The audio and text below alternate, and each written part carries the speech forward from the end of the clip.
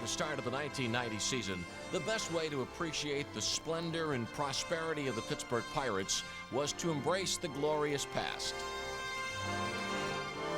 The 70s were a decade of domination. The Bucks won 6 division titles and were twice world champions. But the 80s were a far different story, with one unhappy ending after another. There were 4 last-place finishes, including 3 in a row. Sure, there were celebrations at Pittsburgh, but mostly by other teams from other cities. Gray skies began to clear up for the Bucks in '88, with promising new players leading the team to a second-place finish. The drought seemed over. Broken bat right back to Gott. He'll go to first, and the Pirates win again.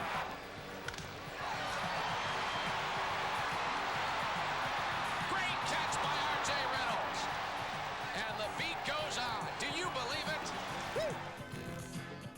But second place in '88 was followed by 5th place in '89. Injury set the team limping once again in a losing direction. The high-flying optimism generated the year before was stuck in a holding pattern, which meant that at the start of the new decade, the Pirates were at the crossroads. Would the 1990 Pirates be contenders or pretenders?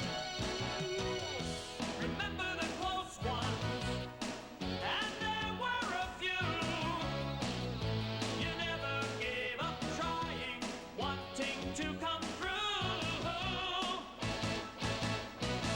Well, this is your moment.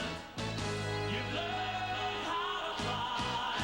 We'll remember that long road once more, then kiss it goodbye. You gotta believe it's your turn. You gotta believe it's true. In Pittsburgh we believe the Pirates will come through. You gotta believe it's your turn. You gotta believe it's true. You know that we believe 'cause we believe in you.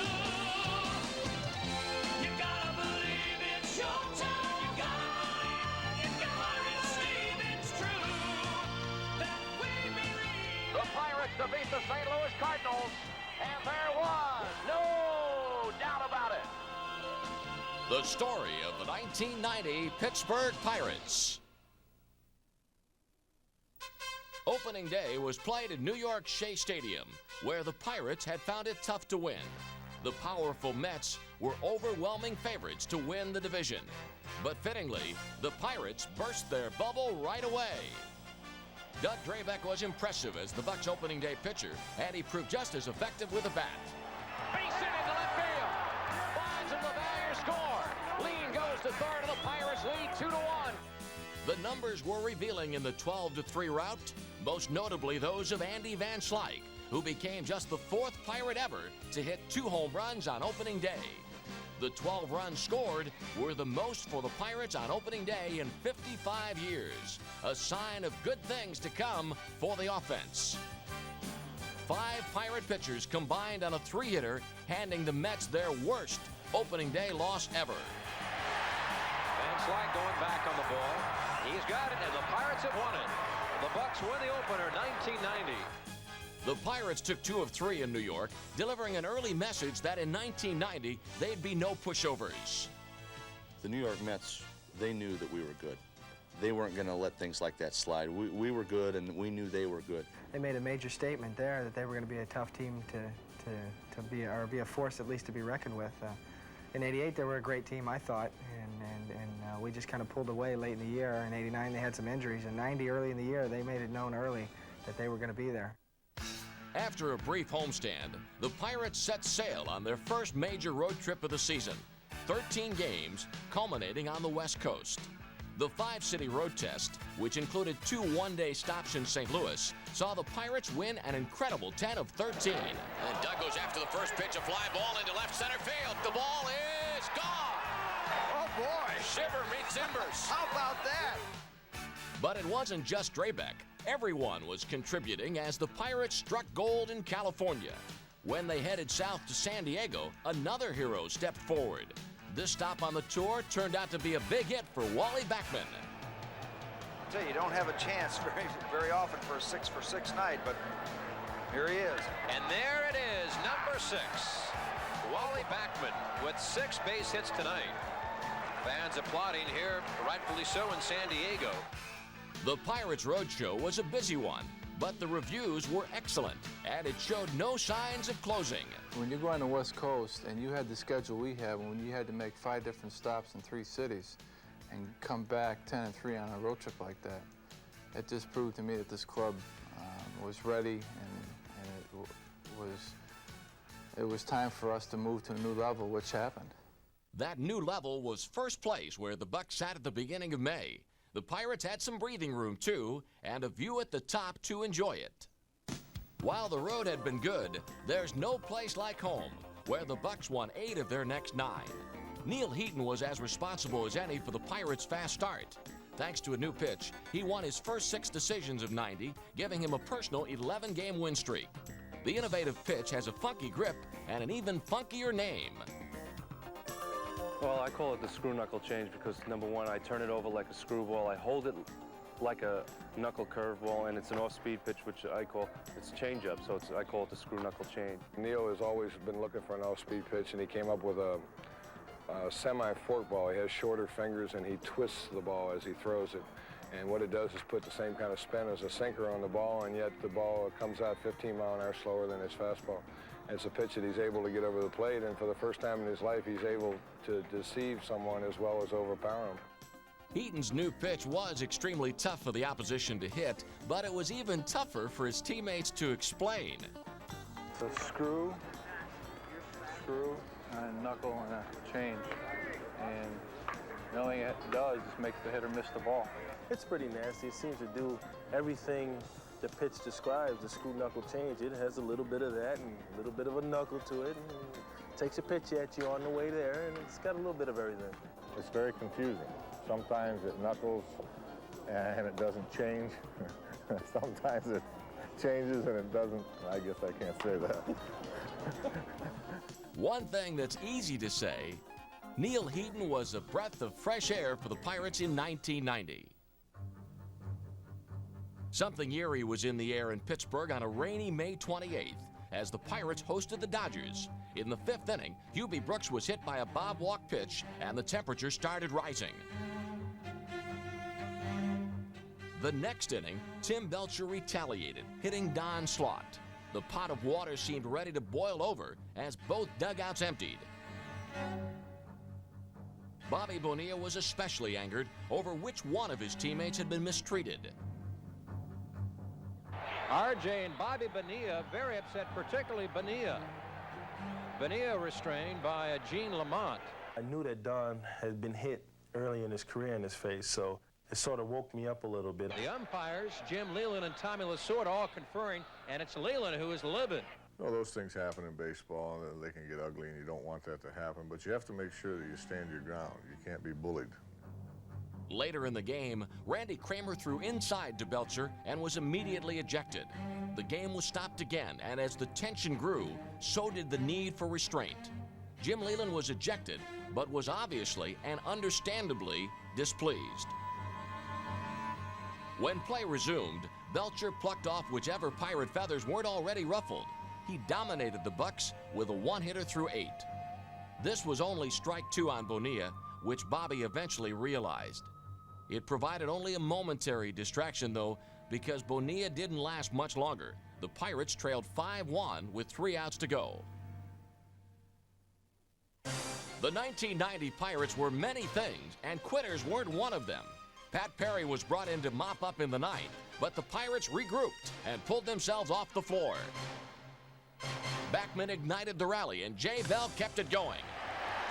Backman around second on his way to third, and Bell goes into second. The Bucs have 2 men on, runners in scoring position, nobody out. Before you could bat an eye, the Bucs had the tying run on deck. A wild pitch by Perry brought Backman home, and the lead was reduced to 5-2. After a walk to Van Slyke, Bonilla ripped the ball to short.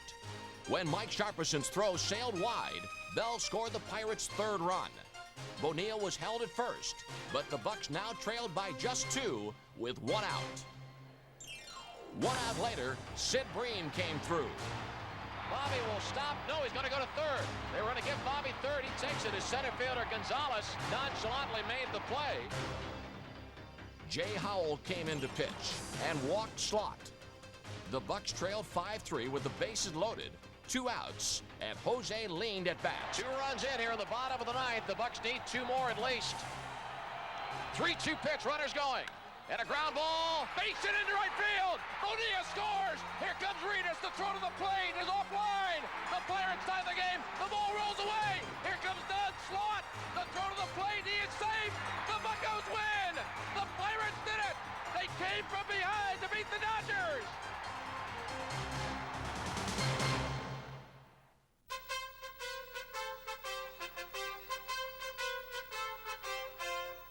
Winning to me is God giving you something to do on this earth, which is baseball for any events like, and for all the rest of my teammates, and using the talent to the most of your ability, regardless of what the results are.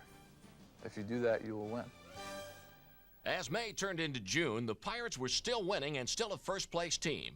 Any team is as strong as its individuals, and the Pirates had some strong ones.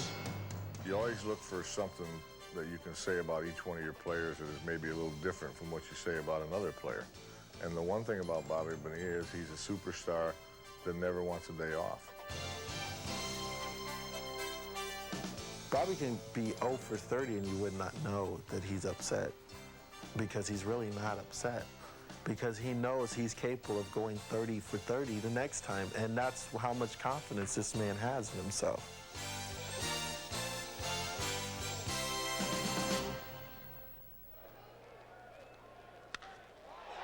Drive to right field. Brunansky going back. The ball is well hit. Go ball. Get out of here. It is gone. The 1-0. Swung on. Line drive to left field. Leach going back at the track. Going. It is gone. Bobby Bonilla. A home run to left.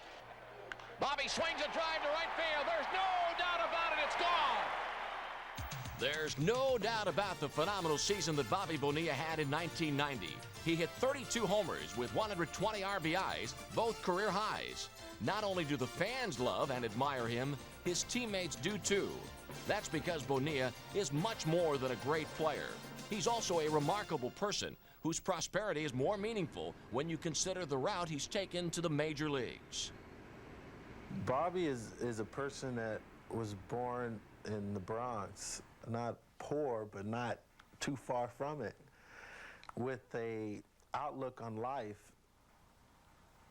like a king. You know, his outlook on life was very simple, very relaxing, very happy.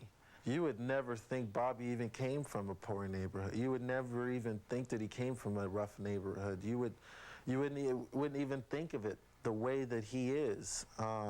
Bobby never gets mad. I mean, I try and do it every day. I try and get him mad to get him fired up for the game, and he's still happy. Bonilla was asked to switch positions this season from third base to right field, but not even that upset him. Rather than moans and groans, he responded with an array of plays. Coleman swings a fly ball right field. Bonilla going back, and Bobby reaches down and makes the catch. Runner at second, 2 outs. Fly ball to right. Bobby with a great catch in right field to end the inning. I'm just myself, you know. I could say some weird things now, but I won't, but because it hasn't fazed me in any way. I'm no different than anybody else. I just happen to play baseball at a different level, that's all. If Modesty had an all-star team, Bobby would captain. He did make the National League squad for the 3rd year in a row. If there was one obstacle the Pirates could not overcome, it was the Montreal Expos. In early June, in the season's first series between the two teams, the Expos started a trend of beating the Buccos into the ground. Edwin gets away from LaValliere. Another run will score. It's 2-0 as Walker touches home. Against other teams, the Pirates could do little wrong. But against the Expos, it seemed nothing went right. Montreal won 2 of the 3 games, including one where they scored 3 in the 9th. The Expos left town, but unfortunately, the Bucs' woes continued. 3 days days later, the Pirates made their second trip of the season to New York for 4 games with the Mets. The Bucks held an 8.5-game lead over New York, but by the way they were playing, it was tough to tell who was in first and who was in fourth. Looking for the bunt to third baseman. A great bunt by Ojeda. Slot goes to second base and fires it into center field. Ground ball. King. Error on the third baseman. Jose can't get there. A base hit into right field. Magadan on his way to third. Bobby stumbled a bit in right field, and he throws the ball into the box seats. Magadan will score. 1-0 New York. The Bucks committed 11 errors in the 4 games, which is why they lost 3 of them. And their record, which had skyrocketed north in the standings, was suddenly headed south. Fortunately, a trip west was forthcoming. In April, the Pirates had shown how the West was whipped. And here in early July, they did it again, winning 7 of 10 games. And yes, indeed, Barry Bonds, a 2-run homer. Another killer bee. Number 6 for Sid Bream, RBIs 28 and 29. In San Francisco, the Bucks dropped the first game, but won the next 2 as the defense showed signs of catching up to the offense. Then it was down the coast to San Diego, where Pirate pitchers threw 17 consecutive shutout innings.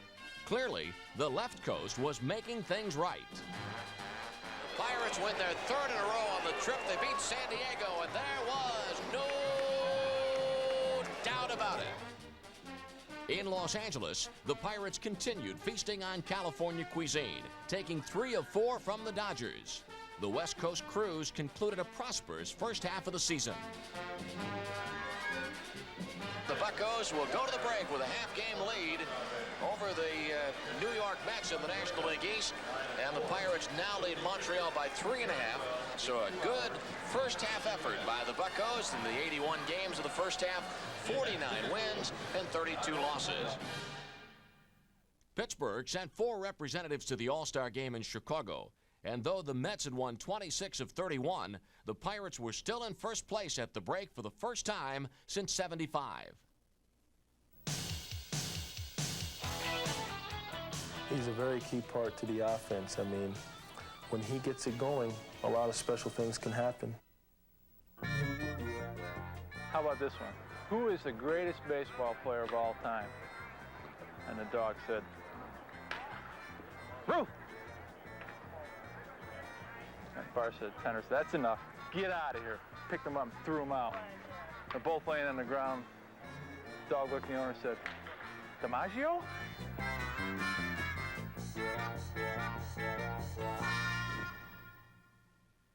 Andy Van Slyke may not be another Joe DiMaggio, but his play is nothing to laugh at. The Pirates' Gold Glove center fielder spent another year on the skids, which for him means an outstanding season. Offensively, his bat made lots of noise. Base hit. Backman scores the tie of the game. Here comes Jay Bell. He will score. The Buccos lead 2-1. Andy Van Slyke with a 2-run triple. A common ingredient among winning teams is a steadying clubhouse leader, and despite being more than somewhat off balance at times, Van Slyke is just that. He always finds something to poke fun at, often himself, and he's an excellent communicator, to which his teammates will testify. You can imagine that over the course of a season, certain pressures build up, which is why the Bucks are fortunate to have Van Slyke as their designated reliever, ready to come in and cool things off whenever he's needed. Which isn't always, but it's all part of Van Slyke's basic philosophy, that the game of baseball is just that. This game has been built for one purpose, and that's for a bunch of grown men to get together and act like a bunch of little kids. There is nothing worse than sitting on the bench with a regular who is used to being out there and involved in every play and having one of those days when he is not playing. They're like little kids. Andy may be the Pirates' biggest little kid, and he's loved for it. And hopefully, the older he gets, the younger he'll stay. While the Pirates and Expos appeared amiable enough off the field, on the field was another matter. Montreal continued to give the Bucks enormous headaches. repeatedly preventing them from stretching their first-place lead. And that's it. The Expos have just swept the first-place Bucks in this 3-game series. The Pirates dropped 4 of their first 6 games with the Expos, a bad showing which in 1990 would never get much better. It's hard to explain why, but games against the Expos usually left the Bucks in uncomfortable situations. The bizarre game on the night of July 25th best illustrates the trouble the Pirates had with Montreal all season. The Expos were the first to let the game slip away as the Bucks rallied from a 3-2 deficit in the top of the ninth. After a Jose Lean single tied the game, Jay Bell batted with 2 out and 2 on. And a line drive, base hit. The Buccos take the lead 4-3. Jay Bell comes through on an 0-2 pitch and singles to left field. But the Expos bounced back in the bottom of the ninth. Junior Noboa batted with no outs and a man on. A camper, that's trouble in left center field. Marquise Grissom is going to score. This game is tied 4-4. The game headed to extra innings, where the Bucks wasted no time putting together a rally. In the 10th, Lean batted with runners at first and third and 1 out. Base hit into right field. Jeff King scores, and the Pirates are back in front 5-4. Jose Lean. He came through in the 9th, and he does it again here in the 10th inning. The Pirates added 2 more runs for a comfortable 7-4 lead, and Jim Leyland called upon his 6th pitcher of the day, Stan Belinda, to preserve it. After giving up a run, Belinda faced Marquise Grissom with 2 men on. The runners are not going. The 3-2 pitch and a fly ball to deep left center field. And Montreal has won it. Marquise Grissom, it's a 3-run homer off Stan Belinda. The Expos score 4 in the bottom of the 10th inning to win it 8-7. The Expos were dominating the season series, but Pirates general manager Larry Doty was able to get something good out of them, Zane Smith. Earlier in the season, Smith had beaten Doug Drabek, knocking the Bucks out of first place for the first time in nearly a month. In August, though, Smith didn't beat the Pirates. He joined them and brought Zane Mania to Three Rivers. He embraced his new team by winning his first 4 decisions. Zane Smith all the way. Well, they acquired Zane Smith in hopes of getting performances like this. Ground ball. Jay Bell to Lean on the post. Got a pair, and the Bucks win it. Zane Smith gets his 4th complete game. Acquiring Smith was one of several moves Doty engineered down the stretch. Some thought that giving up 3 young players was too high a price. The Pirates didn't see it that way. We knew that we gave up a lot, but I think people tried to make it look like we didn't know what we were doing. We knew exactly what we were doing. We were giving up a lot for what we felt we were going to get back in return, and that was a solid left-handed pitcher, and we felt that it was important for us to take our shot at it. So Zane Smith came in and really solidified our pitching staff, especially during the time when the Walks and the Heatons and the Smileys were struggling a little bit. Smith went 6-2 for the Bucks with a 1.30 ERA. Impressive numbers for a staff unusually large in number itself. A league record 19 different pitchers won games for the Pirates this season. Some were recognizable names like Bill Landrum and Neil Heaton. Everyone's familiar with Bob Walk, but what about Mark Ross, who did what few Pirate pitchers were able to do, beat the Expos? If you remember him, then you must also remember Mark Huseman, who beat the Cardinals. But can you name all 19 winning pitchers? Can anybody? It isn't easy. Well, I wasn't one of them. Man, that's a hard question. Okay, come on, think. All right, let's go. Kipper. A kid, Scott Ruskin, who we traded to Montreal. Terrell. Let's see. Mike Rossler won a big game for us. You know, York really won a big game in Cincinnati for us. Jay Tibbs. Patterson. 19. I can't believe 19 different ones won games. Stan Belinda. Rick Reed. Power. This is Tomlin. John Smiley. That's 18 so far, but there's still one more. Who's number 19? Oh yeah, number 19, that was me. Not only did his pitching become better, but all parts of the game became better. And when you add that to such a quality guy and a quality person, it's really fun to watch. He's in the top 5 right now. He's, hopefully he's going to be at the head of the class this year, and well deserved. Doug Drabek emerged as the unchallenged ace of the pitching staff. He led the team in wins, starts, complete games, innings pitched, and strikeouts. His league-leading 22 wins were the most by a Pirate since Bob Friend's 22 in 1958. Drabek's best game of the year came on the night of August 3rd in Philadelphia, when he was seemingly unhittable. The Pirates lit up Veterans Stadium with an 18-hit attack, muscling Philadelphia pitchers all night. Andy with a drive to deep right field. That is gone. Andy hits a 2-run homer. The Pirates lead 11-0. The Pirate Power Company. The 11 runs all came in the first 5 innings and were 10 more than Drabek needed. After retiring Von Hayes on a lazy flyout, Drabek had worked 7 full innings of no-hit ball. In the 8th inning, Drabek needed a second to keep the no-hitter intact.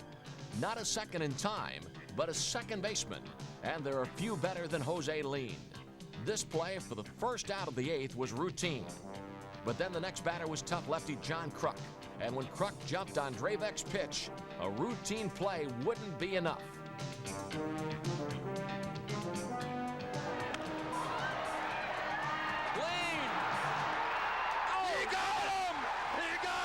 When he hit it, I just kind of figured that's a base hit. No one's going to catch that. And then I looked at the corner of my eye, and there was Chico stretched out on the ground, catching it, coming up and throwing him out. And I said to myself, I said, something good's got to come out of that. I figured, with a play like that, and we're this close to this situation, I said, that's got to be a good sign for something. With only 3 outs to go, Superstition found a seat in the Pirate dugout. Rick Reed was sitting next to him. He wouldn't really look at him. He was looking out of the corner of his eyes, and everybody knows what's going on. I was starting to talk to some people just to get it out of my mind, and no one would talk to me. I kind of felt alone in there. In the 9th, Drabek made a bid for history, trying to throw the first Pirate no-hitter since John Candelaria's in 1976. Ricky Jordan was the second out. Got him! I thought he was going to get it, and then, for selfish reasons, too, you think about, well, this would be my first no-hitter as a manager, in the big leagues. And, you're trying to figure a way where you did something to contribute, and you know damn well you didn't do anything. But it was a great night, and, you got 3-2 count, and you got a fastball. It was actually a ball, and Capizano got a base hit. And there goes the no-hitter. Mercy. Sure, there's a little bit of disappointment in there when you come that close, but you also have to realize that the main thing is winning, the team winning. And, I was very happy for that, very happy to see some of the plays the guys made for me in the outfield and infield. So a little bit of disappointment, but I think the main thing was I was happy because we won the game. When the figures were in at the end of the season, Drabek was the clear choice for the National League Cy Young Award, joining Vernon Law as the only Pirates ever to win the award. Drabek's hard work has paid off abundantly. Although he had averaged about 13 wins a season since arriving from the Yankees, he was still known as a second-half pitcher, but not anymore. He's a very repetitious type guy. He stays after it. He works real hard. He works real hard between starts. As the season goes on, he gets better. I think as his career goes on, he'll get better. It may be tough just imagining a better year than this one, which was unmistakably one of the best ever by a Pirate pitcher. 12 of Drabek's career-high 22 wins came after a Pirate loss. He also put together 2 6-game winning streaks. And he became the first National League pitcher in 13 years to win successive Pitcher of the Month honors. At 28 years old, Doug will have plenty of celebrating to do in the Pirates' future. In the present, though, the Pirates had reason for concern. Going into the last day of August, they led the Mets by just a game and a half. The final 5 weeks of the season would come down to a tale of 2 cities. On August 31st in New York, former Pirate Don Robinson was helping out his old club by shutting down the Mets. With a 3-1 lead, Robinson struck out Darrell Boston for the second out of the ninth. The Mets were in danger of falling further out of first place. At the same time, more than halfway across the country in the Astrodome, the Pirates led Houston 2-0 in the ninth and were on the verge of picking up a full game on the Mets. Back in New York, Giants manager Roger Craig decided that Robinson had had enough and made a pitching change. In Houston, the Astros had scored a run, so Jim Leyland decided to make his own pitching change. Back at Shea, the Mets scored and now trailed 3-2. Kevin McReynolds was up with a tying run on second. And here's the 1-2 pitch. Up the middle, a base hit, and the Mets will tie up the ball game. Strawberry on his way to third, the throw into second, and the Mets have tied it with 2 runs here in the ninth inning. The next batter was Howard Johnson, who made things much worse. And the pitch is hit down the right field corner. It might drop in. It does, and the Mets win the ball game.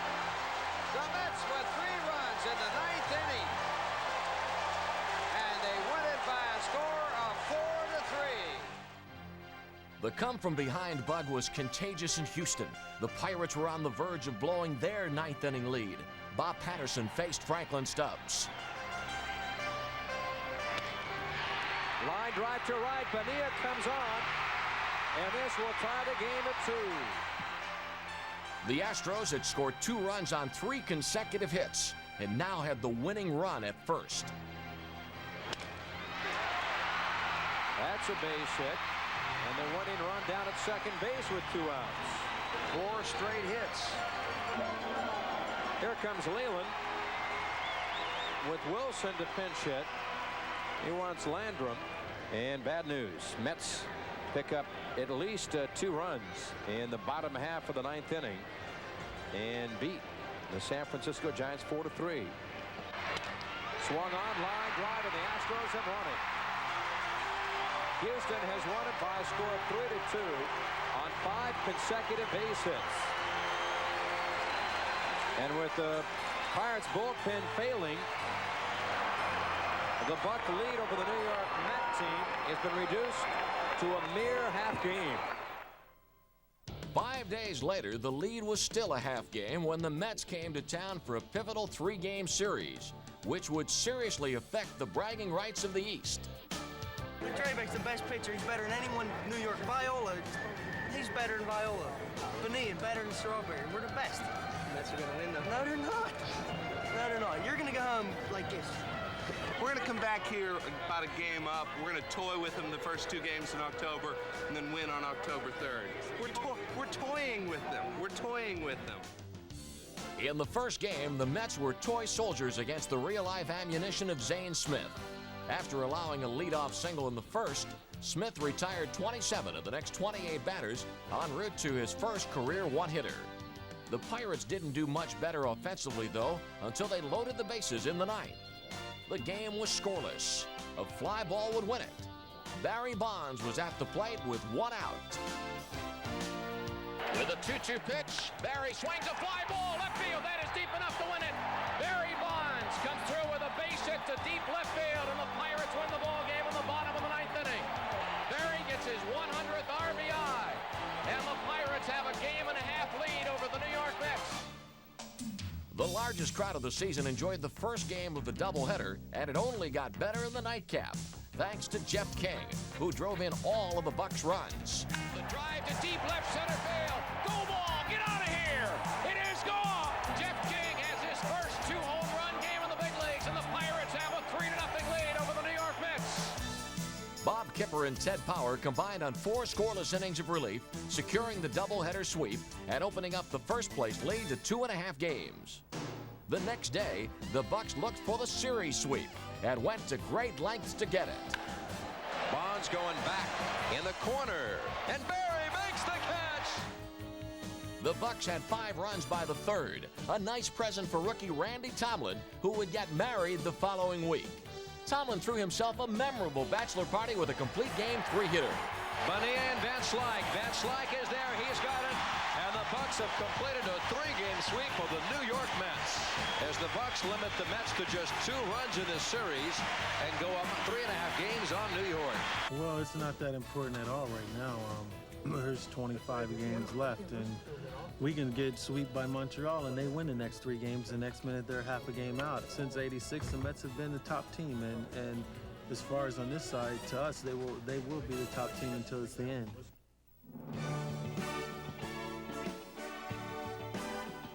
Jim has brought the confidence that we needed as a club to the club. He can joke around with you. You can go into his office and talk to him and that type of thing. But at the same time, when he commands or demands respect, he gets it. Barry Bonds is a tremendous talent. I would assume that he's going to have Hall of Fame credentials by the time he's done. He's done a heck of a job this year of really just telling people he can play the game. And you have to tip your hat to him. He's had a tremendous, tremendous year in '90.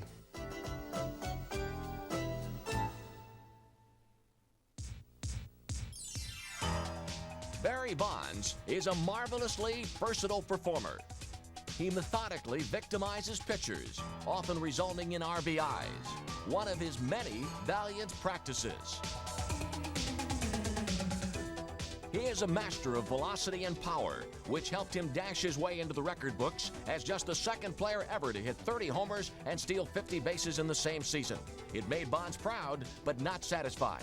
It was something that 2 players in the game has ever done, and I was one of them. And I know that I did the 30-50, but I know that I don't feel complete. There's something else that I have to do in this game before I leave. That's how I felt at that time. There's more to this than just a 30-50 in my career.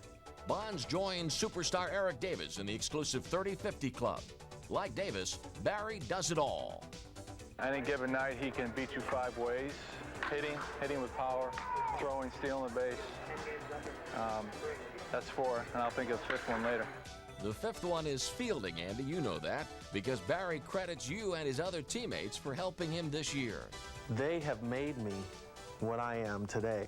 I'm going to take half the credit because I had to hit and had to run to do it, but I couldn't have done it without them out there. It sounds so easy. Barry's doing this and Barry's doing that, and he's having this great year. Barry wouldn't have this great year without Wally and Andy and Jay Bell and Bobby Bonilla. It just wouldn't happen. Barry Bonds, a most valuable player. On September 12th, the Pirates returned to New York for a crucial 2-game showdown with the Mets. The Pirates would try to stretch their 3.5-game lead. The Mets, of course, had other ideas. Jim Leyland was his usual calm self before the first game, while his counterpart, Bud Harrelson, was looking for some way to ignite the Mets. Harrelson's strategy apparently worked because the Mets lit up John Smiley in the first inning. The big blow came from Dave Magadan. A base hit into right center. That will score Jeffries.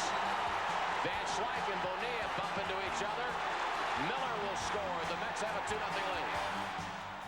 But Smiley settled down and pitched his best game since missing 6 weeks with a hand injury.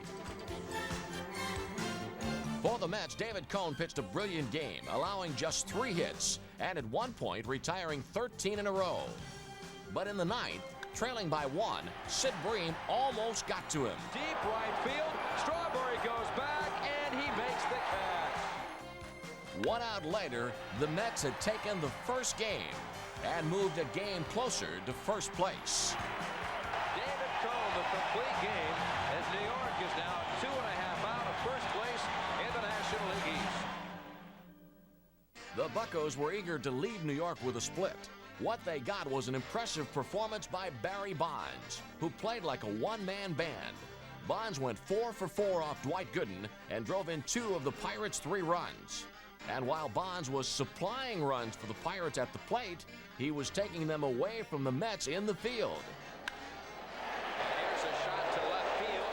Bonds, does he have room? He does! Oh, what a catch by Barry Bonds! On the base path, though, Barry's show bombed. Not only was he thrown out trying to steal third base, he was also cut down at home when he tried to score on a single. Ground ball, base hit into right field. Bonds being waved around third. Here's Strawberry, throw to the plate, and Barry Bonds is out. The Mets took a 6-3 lead into the ninth, and John Franco preserved it. The Mets got revenge for being swept in Pittsburgh.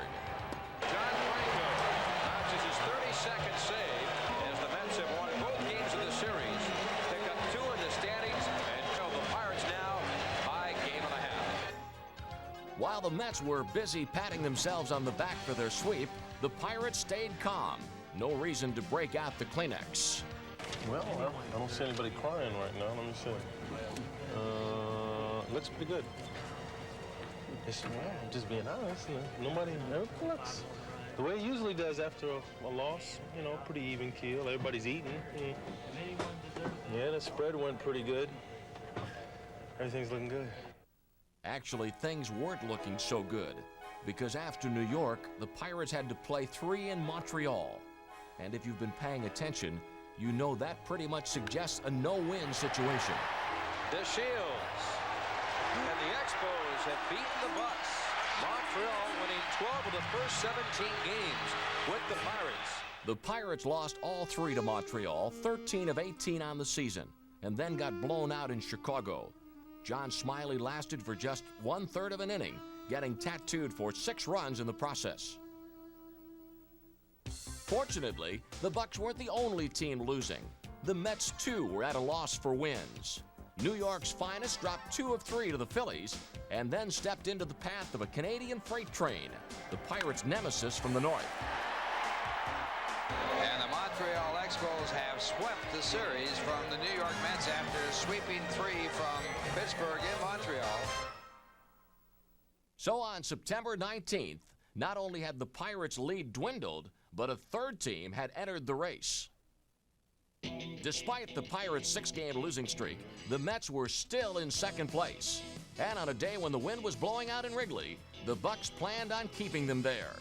Barry Bonds, who became the first Pirate ever to join the 30-30 club, hit 2 home runs as the Pirates looked for their first win in 8 days. Doug Drabek was looking for his 20th win of the season and seemed well on his way to getting it with an 8-1 lead after 7.5 innings. In the bottom of the 8th, though, the tone of the game changed rapidly as the big lead began to crumble. The Cubs were getting to Drabek. Ryan Sandberg's 1-out single drove in 2 runs, narrowing the gap to 8-3. And the Cubs were not done yet. Drabek left with 2 runners on and a 5-run lead. Just 2 batters later, Derek May's first Major League home run made the score 8-7. In the 9th, the Cubs put the tying run on second with 2 outs. But Bob Patterson got a ground out to end the game. The losing streak was over, and the light at the end of the tunnel was glowing for the home stretch. Vicente Palacios came on board as a September enforcer, picking up saves in 3 consecutive appearances. And though he wasn't eligible for the playoffs, he significantly helped the Pirates' chances of getting there. There were many eyes on Doug Drabek when he won his 21st game of the season, a complete game win over the Cubs. In that game, Pirate fans broke their single-season attendance record, which was something to sing about.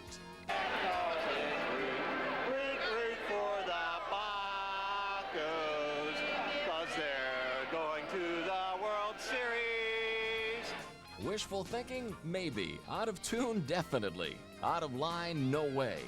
Zane Smith helped sweep the Cubs, eliminating the Expos from the race. And as the Pirates came into St. Louis, it didn't matter what the Mets were doing because the Bucks kept on winning. Jay Bell chipped in, not with a bunt, but a home run, helping the Pirates to their 5th straight win. The next day, Bob walked through his first shutout since '88, which coupled with the Mets' loss, clinched a tie for the division title. The magic number was finally down to 1. With a chance to win the Bucks' first title in exactly 11 years to the day, the Pirates put their best man forward.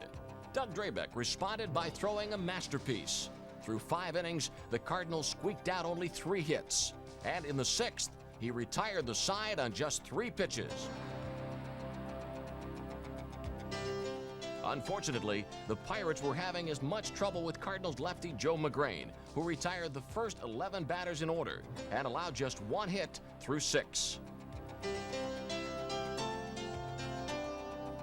In the top of the 8th, the Bucks finally got something going. Don Slott led off with a single and moved to second on a single by Lean. And then on an 0-2 count to Drabek, the Pirates gambled. There you go. It's down. No one's covering third. McGrain goes to first base. Not in time. And the bases are jammed. The next batter was Gary Reedus. With the way Drabek was pitching, all he needed was a sacrifice fly, and that's what he got. Pitch runner John Cangelosi scored the first run of the game. The Pirates added another and led 2-0. In the bottom of the 9th, only 3 outs separated the Pirates from the division title. The first batter was Jose Oquendo, who went down easily. Next up was Dave Collins, and Drabek took care of him. Now the Pirates were 1 out, 1 pitch away from what they had worked for all year. Now Doug's 1-0 pitch, a ground ball. This will do it. Jose Lean has it. He flips to Sid Bream. The ball game is over. The Pittsburgh Pirates have defeated the St. Louis Cardinals, and the Pirates, for the first time since 1979, are the champions of the National League Eastern Division. The Pirates defeat the St. Louis Cardinals, and there was no doubt about it. Fittingly, Jim Leyland's feet weren't touching the ground.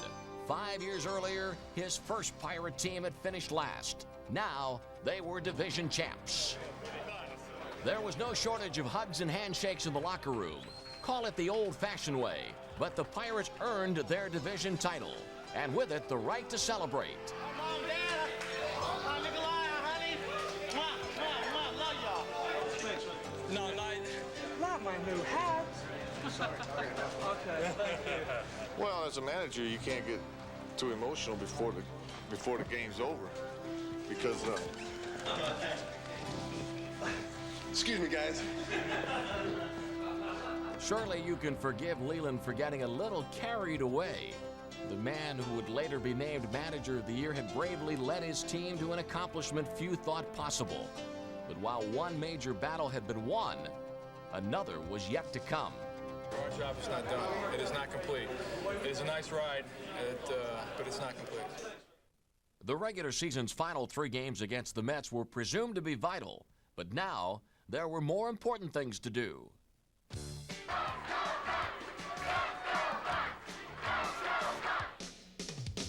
Later that night, the 1990 National League East champs returned home to Pittsburgh, and more than 10,000 fans flocked to the airport to welcome them. Instead of sending thank you letters, the fans came in person and chanted them.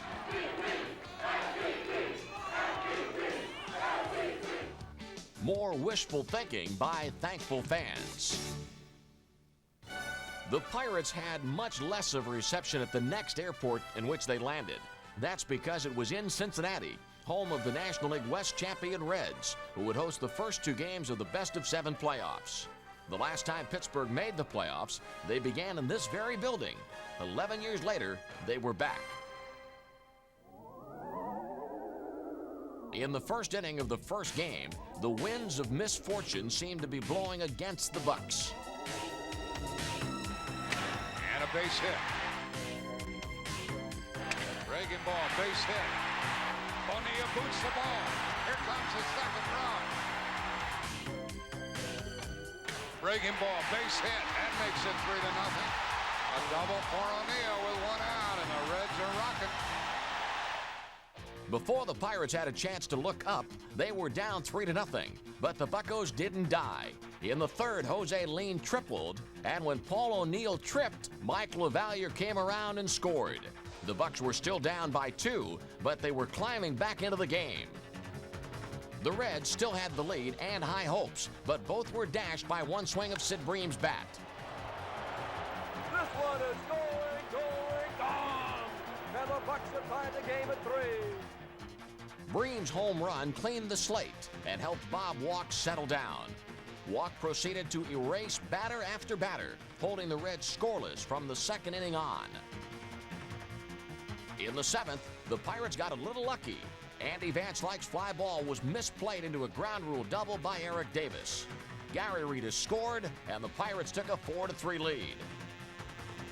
Ted Power recorded the last 2 outs of the ninth, and Game 1 belonged to the Bucks. A win in Game 2 would have given the Pirates a commanding lead, but it didn't happen.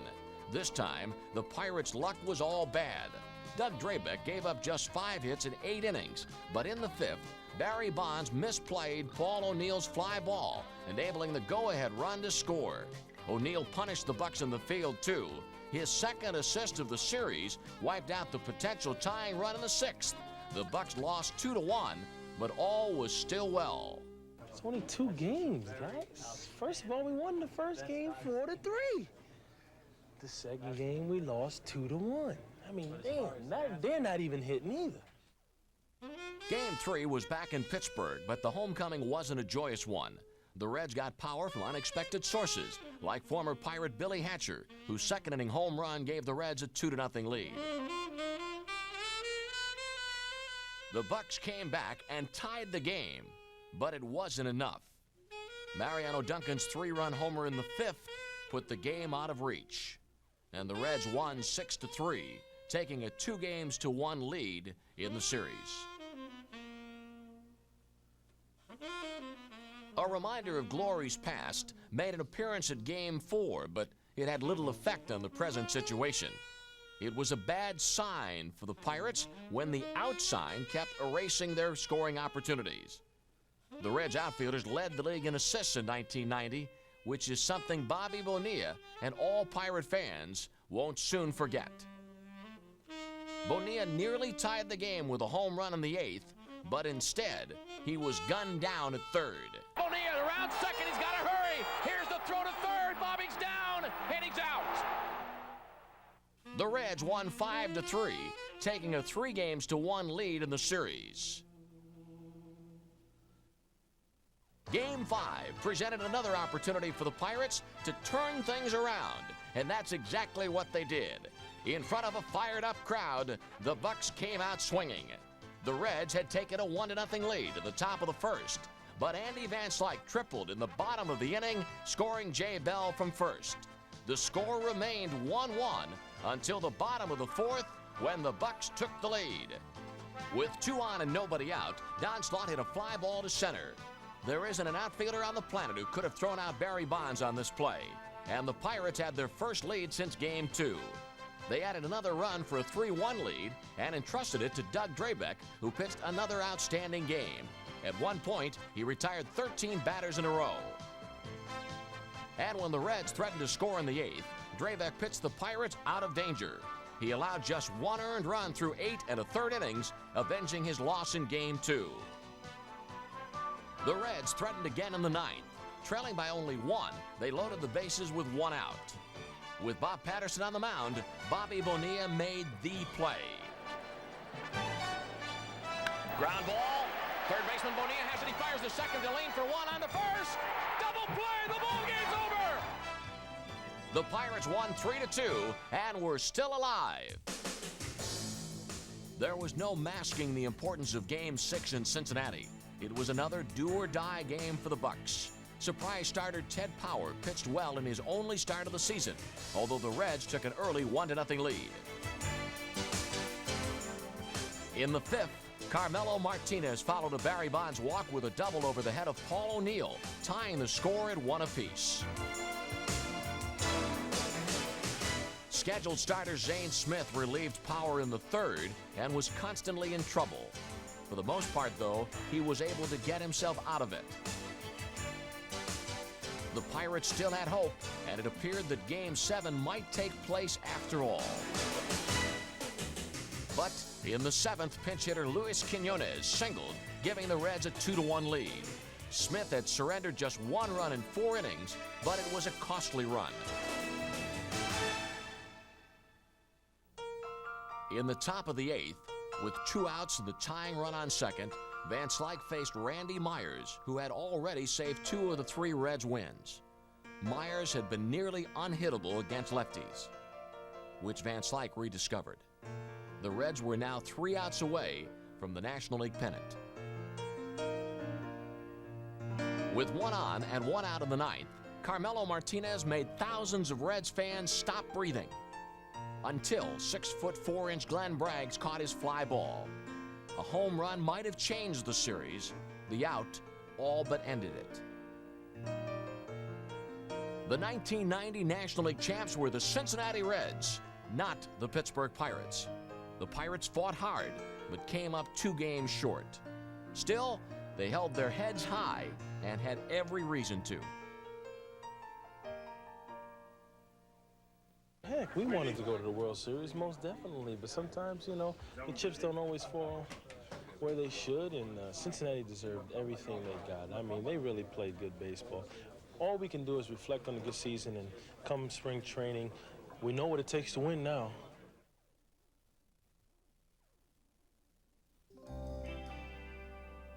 The Pirates do know what it takes to win. They proved it all season long, finishing with the second-best record in all of baseball. They began the year at a crossroads, either struggle along the back streets of the division or repave the path of glory. The road they chose is clear. They ensured that the future of baseball in Pittsburgh is as bright as the smiles on their faces following one of their 97 wins. Only one team wins the World Series. Certainly the other 25 can't all be losers. The 1990 Pirates were winners. They are winners. And in a way that might not be tangible, they raise the confidence of those who watch them play. Say it with pride. The Pittsburgh Pirates, 1990 National League Eastern Division champions. If a team played in front of an empty stadium, winning would seem less substantial. The Pirates need not worry about that. Over 2 million fans filled Three Rivers this year, a Pirate record. You fans not only witnessed a rebirth of baseball in Pittsburgh, you were part of it. Well, I'd just like to say that we had a great year. Both of us had a great year. You guys did, and I think we did too. And I think one thing that we all have to remember is that we can't take you for granted, and hopefully you won't take us for granted. And I'm on my plea of mercy here, so to speak, because to keep baseball in Pittsburgh, we need you to keep coming out to support this baseball team. And we're going to try to continue to do everything we can to provide you with a winner.